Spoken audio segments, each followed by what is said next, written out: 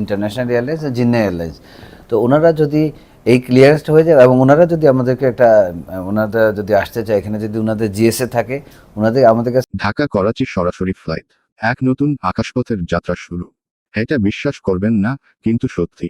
ঢাকা এবং করাচির মধ্যে সরাসরি ফ্লাইট শীঘ্রই চালু হতে যাচ্ছে, যা ব্যবসা, পর্যটন এবং কূটনীতির ক্ষেত্রেও এক অভূতপূর্ব পরিবর্তন আনবে।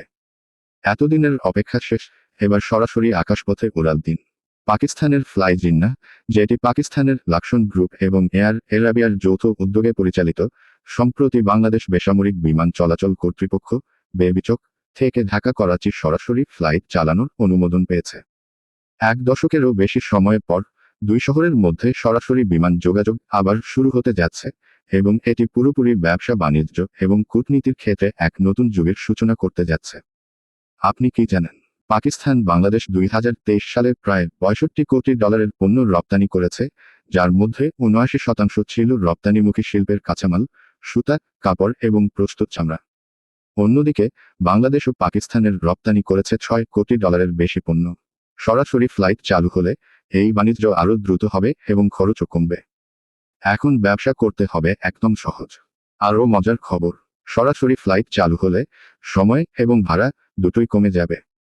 ট্রানজিট পয়েন্টে 8-12 ঘন্টা অপেক্ষা আর কোনোদিন হবে না।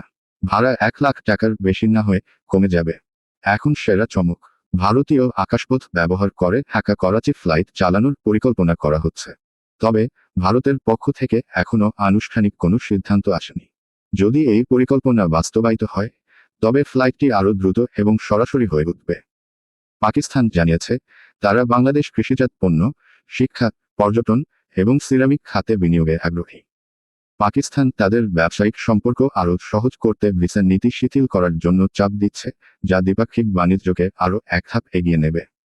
এই নতুন আকাশপথ শুধু ঢাকা এবং করাচির সম্পর্কের জন্য নয়, বরং পুরো অঞ্চলের মধ্যে যোগাযোগের ক্ষেত্রে এক নতুন সম্ভাবনা তৈরি করবে। সময় আসছে যখন আকাশে উড়াল দিয়ে ব্যবসা, পর্যটন এবং সম্পর্কের নতুন দিগন্ত খুলে যাবে।